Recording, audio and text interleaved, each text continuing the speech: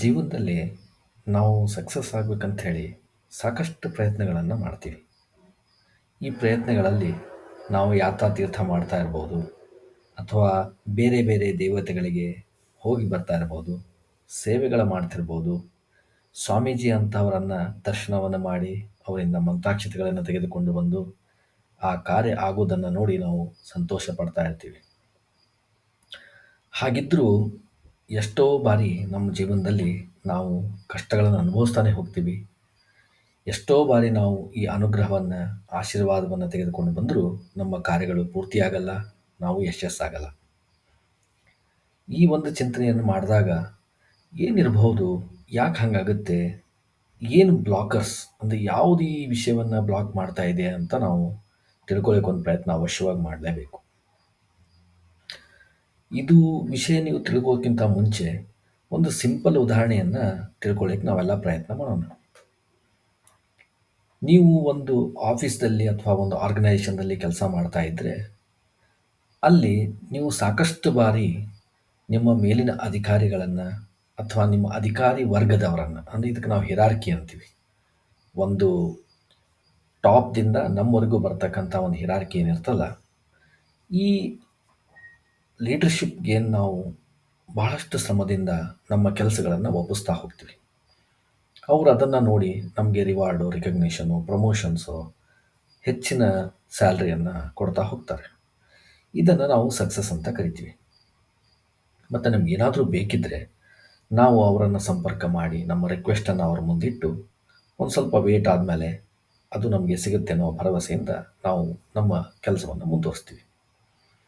ಇಲ್ಲಿ ವಿಶೇಷವನ್ನು ನಾವು ಏನು ತಿಳ್ಕೋಬೇಕು ಅಂದರೆ, ಹಿರಾರ್ಕಿದಲ್ಲಿ ಈ ನಿಮ್ಮ ಮೇಲಾಧಿಕಾರಿಗಳ ವರ್ಗದಲ್ಲಿ ಫಸ್ಟ್ ನಿಮ್ಮ ಮೇಲೆ ಬರೋದು ನಿಮ್ಮ ಇಮಿಡಿಯೇಟ್ ಬಾಸ್, ನಿಮ್ಮ ಇಮಿಡಿಯೇಟ್ ಮ್ಯಾನೇಜರ್. ಇವರನ್ನು ನೀವು ಸ್ಕಿಪ್ ಮಾಡಿ ಡೈರೆಕ್ಟಾಗಿ ಯಾರೋ ವೈಸ್ ಪ್ರೆಸಿಡೆಂಟ್ ಇರ್ಬೋದು, ಅಥವಾ ನೀವು ಸಿ ಇ ಒನೇ ನೀವು ತುಂಬ ಪರಿಚಯ ಇರಬಹುದು, ಅವರಿಗೆ ನೀವು ಇಂಪ್ರೆಸ್ ಮಾಡುವಂಥ ಕೆಲಸಗಳನ್ನು ಮಾಡ್ತಾ ಮಾಡ್ತಾ ಹೋದರೆ ಅವರೇನೋ ಅದರಿಂದ ಸಂತೋಷ ಪಡ್ತಾರೆ. ತಮ್ಮ ಫೀಡ್ಬ್ಯಾಕನ್ನು ಅವರು ಕೆಳಗಡೆ ನಿಮ್ಮ ಇಮ್ಮಿಡಿಯೇಟ್ ಬಾಸ್ವರೆಗೂ ತಿಳಿಸಿ ನಿಮಗೆ ಒಳ್ಳೆಯದಾಗಲಿಕ್ಕೆ ಏನಾದರೂ ಮಾಡಿ ಅಂತ ಅವ್ರು ಹೇಳ್ತಾರೆ. ಆದರೆ ನಿಮ್ಮ ಇಮ್ಮಿಡಿಯೇಟ್ ಬಾಸ್ ಜೊತೆ ನಿಮ್ಮ ರಿಲೇಷನ್ ಸರಿ ಇಲ್ಲ, ಅವನು ನಿಮ್ಮ ಮೇಲೆ ಸಂತೋಷವಾಗಿಲ್ಲ ಅಂದರೆ ಈ ಮೇಲಿನಿಂದ ಕೆಳಗೆ ಬಂದ ಪ್ರಯತ್ನವೆಲ್ಲವೂ ಸ್ವಲ್ಪ ಬ್ಲಾಕ್ ಆಗುತ್ತೆ, ಒಮ್ಮೊಮ್ಮೆ ಆಗೋದೇ ಇಲ್ಲ. ಅಥವಾ ನಿಮ್ಮ ಇಮ್ಮಿಡಿಯೇಟ್ ಬಾಸ್ ಏನಾದರೂ ನೀವು ತಪ್ಪು ಮಾಡಿದ್ದನ್ನು ಎತ್ತಿ ಮೇಲ್ವರ್ಗಕ್ಕೆ ತೋರಿಸಿ ನಿಮಗೆ ಬರೋ ಫಲಗಳನ್ನು ಅವನು ನಿಲ್ಲಿಸಬಹುದು. ಇದು ನಾವು ಆರ್ಗನೈಜೇಷನ್ದಲ್ಲಿ ದಿನಂಪ್ರತಿ ನೋಡ್ತಾ ಇದ್ದೀವಿ. ಹಾಗಿದ್ದಾಗ ಈ ನಮ್ಮಲ್ಲಿಯೂ ಈ ಥರ ಹಿರಾರ್ಕಿಕಲ್ ಸಿಸ್ಟಮ್ ಇದ್ದೇ ಇದೆ. ಮಧ್ವಾಚಾರ್ಯರ ತತ್ವದಲ್ಲಿ ಜಗತ್ಸತ್ಯ, ಪಂಚಭೇದ, ತಾರತಮ್ಯ ಮಹತ್ವದ ಸ್ಥಾನವನ್ನು ಕೊಟ್ಟಿದ್ದಾರೆ.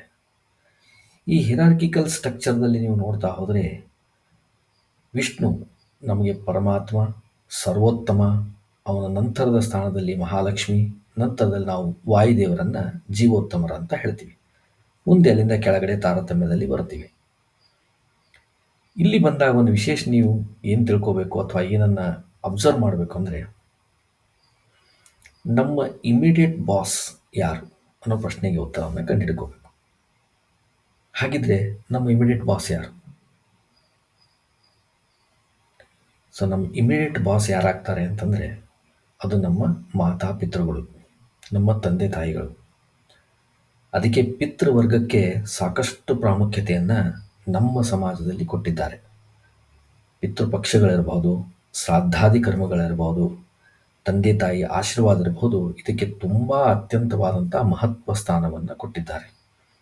ಅದಕ್ಕೆ ಈ ಪಿತೃಪಕ್ಷಗಳಾಗಲಿ ಶ್ರಾದ್ದಗಳಾಗಲಿ ನಾವು ದೇವಸ್ಥಾನದಲ್ಲೋ ಮಠದಲ್ಲೋ ಎಲ್ಲೋ ಹೋಗಿ ಮಾಡಲೇಬಾರ್ದು, ಮನೆಯಲ್ಲೇ ಮಾಡಬೇಕು. ಎಷ್ಟೇ ಕಷ್ಟ ಆಗಲಿ, ಎಷ್ಟೇ ತೊಂದರೆಗಳು ಬರಲಿ, ಎಷ್ಟೇ ಅಡಚಣೆಗಳು ಬರಲಿ, ಅದನ್ನೆಲ್ಲ ಗೆದ್ದು ಸಿಂಪಲ್ಲಾಗಿ ಆದರೂ ಕೂಡ ನಾವು ಮನೆಯಲ್ಲೇ ಮಾಡಬೇಕು.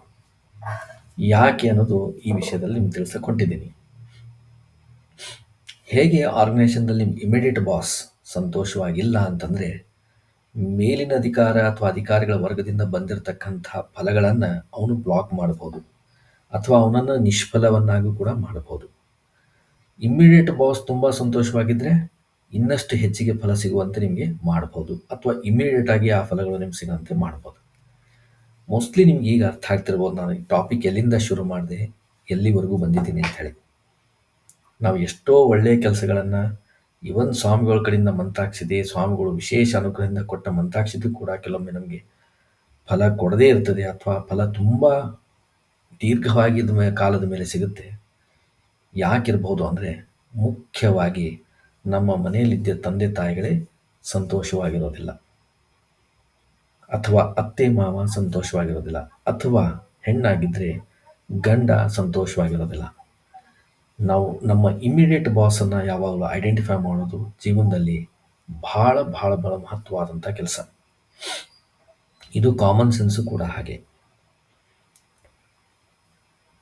ನಮಗೆ ತಂದೆ ತಾಯಿಗಳ ಆಶೀರ್ವಾದ ಇಲ್ಲದೆ ಹೋದರೆ, ಅಥವಾ ಅವರ ಶಾಪ ತಟ್ಟುತ್ತಾ ಹೋದರೆ, ನಾವು ಬೇರೆ ಕಡೆಯಿಂದ ಪಡೆದುಕೊಂಡು ಬಂದಂಥ ಎಲ್ಲ ಫಲಗಳು ನಿಷ್ಫಲವಾಗ್ತಾ ಹೋಗ್ತವೆ, ಅಥವಾ ದೀರ್ಘದಲ್ಲಿ ಅವು ನಮಗೆ ಬೆನಿಫಿಟನ್ನು ಕೊಡ್ತಾ ಹೋಗ್ತವೆ, ಅಥವಾ ವ್ಯತಿರಿಕ್ತ ಪರಿಣಾಮವನ್ನು ಕೊಡ್ತಾ ಹೋಗ್ತವೆ. ಹೀಗಾಗಿ ತಂದೆ ತಾಯಿಗಳು, ಪಿತೃವರ್ಗದವರ ಆಶೀರ್ವಾದ, ಅನುಗ್ರಹ ಅತ್ಯಂತ ಶ್ರೇಷ್ಠವಾದಂಥದ್ದು, ಅತ್ಯಂತ ಅವಶ್ಯವಾದಂಥದ್ದು. ಉದಾಹರಣೆಗೆ, ನಾನೇನೋ ಒಂದು ಮನೆಯನ್ನು ಕೊಂಡ್ಕೋಬೇಕಂದಿದ್ದೀನಿ. ಇವತ್ತಿನ ದಿವಸದಲ್ಲಿ ನಾವೇನು ಮಾಡ್ತೀವಿ, ಯಾವುದೋ ಒಂದು ವರಾಹ ದೇವಸ್ಥಾನಕ್ಕೆ ಹೋಗ್ತೀವೋ, ಅಥವಾ ಯಾವುದೋ ಒಬ್ಬರು ಸ್ವಾಮಿಗಳ ಕಡೆ ಹೋಗ್ತೀವೋ, ಅಥವಾ ಎಲ್ಲೋ ಒಂದು ಪ್ರಸಿದ್ಧ ಕ್ಷೇತ್ರಕ್ಕೆ ಹೋಗಿ ಅಲ್ಲಿ ಏನೋ ಒಂದು ಅರ್ಚನೆ, ಪೂಜೆನೋ ಅಥವಾ ಏನೋ ಒಂದು ಬೇಡಿಕೊಂಡು ಬಂದು ಆಮೇಲೆ ಮನೆಯನ್ನು ಹುಡುಕಾಡಕ್ಕೆ ಶುರು ಮಾಡ್ತೀವಿ. ಆದರೆ ಈ ಎಲ್ಲಕ್ಕಿಂತ ಮುಖ್ಯವಾಗಿ ಫಸ್ಟ್ ನಾವು ಮಾಡಬೇಕಾಗಿದ್ದು, ನಮ್ಮ ತಂದೆ ತಾಯಿ ಅಥವಾ ಹೆಣ್ಣಾಗಿದ್ದರೆ ಗಂಡನ ಪಾದವನ್ನು, ಅಥವಾ ಅತ್ತೆ ಮಾವನ ಪಾದವನ್ನು ಗಟ್ಟಿಯಾಗಿ ಹಿಡಿದು ಅವರಲ್ಲಿ ಈ ಬೇಡಿಕೆಯನ್ನಿಟ್ಟು, ನಿಮ್ಮ ಅನುಗ್ರಹದಿಂದ ನಮಗೆ ಒಂದು ಮನೆ ಸಿಗುವಂತೆ ಆಗಬೇಕು, ನಿಮ್ಮ ಅನುಗ್ರಹದಿಂದ ನಮಗೆ ಒಂದು ಮಗು ಆಗಬೇಕು, ನಿಮ್ಮ ಅನುಗ್ರಹದಿಂದ ನನ್ನ ಜಾಬ್ದಲ್ಲಿ, ಉದ್ಯೋಗದಲ್ಲಿ ಪ್ರಮೋಷನ್ ಅಥವಾ ಹೈಕ್ ಅಥವಾ ಸಕ್ಸಸ್ ಆಗಬೇಕು, ಅಥವಾ ನಿಮ್ಮ ಅನುಗ್ರಹದಿಂದ ನನ್ನ ಜೀವನ ಶಾಂತ ರೀತಿಯಿಂದ ಸಂತೋಷದಿಂದ ಮುಂದೆ ಸಾಗಬೇಕು. ಈ ಬೇಡಿಕೆಗಳನ್ನು ತಂದೆ ತಾಯಿಯಲ್ಲೋ, ಅತ್ತೆ ಮಾವನಲ್ಲೋ ಅಥವಾ ಗಂಡನಲ್ಲೋ ನಾವು ಬೇಡದೇ ಹೋದರೆ, ಬೇರೆ ಕಡೆಯಿಂದ ಬೇಡಿಕೊಂಡು ಬಂದಂಥ ಫಲ ದೇವರ ಇಚ್ಛೆಯಿಂದ ಸಿಕ್ಕೇ ಸಿಗುತ್ತೆ. ಆದರೆ ದೇವರು ನಮಗೆ ಫಸ್ಟ್ ಮ್ಯಾನೇಜರ್ ಅಥವಾ ಇಮಿಡಿಯೇಟ್ ಬಾಸ್ ಅಂತ ಅಪಾಯಿಂಟ್ಮೆಂಟ್ ಮಾಡಿದ್ದು ಈ ಜನರನ್ನು. ನಾವು ಇವರನ್ನೇ ಬಿಟ್ಟು ಬೇರೆ ಯಾರನ್ನೂ ಹೋಗಿ ಬೇಡ್ಕೊಂಡು ಬರ್ತೀವಿ, ಅವ್ರಿಗಿಂತ ಮೇಲಿನ ಕಕ್ಷದವ್ರಿಗೆ ಎಲ್ಲರಿಗೂ ಹೋಗಿ ಬೇಡ್ಕೊಂಡು ಬರ್ತೀವಿ ಅಂದರೆ ಇವರು ಬ್ಲಾಕರ್ ಆಗ್ತಾರೆ. ಇದು ಜಸ್ಟ್ ತಾರ್ಕಿಕ ವೇದಿಂದ ಹೇಳ್ತಿರೋದು, ಪ್ರಾಕ್ಟಿಕಲ್ ಆಗಿ ಕೆಲವೊಂದು ಅನುಭವಿಸಿ ಕೂಡ ಹೇಳ್ತಾ ಇರೋದು.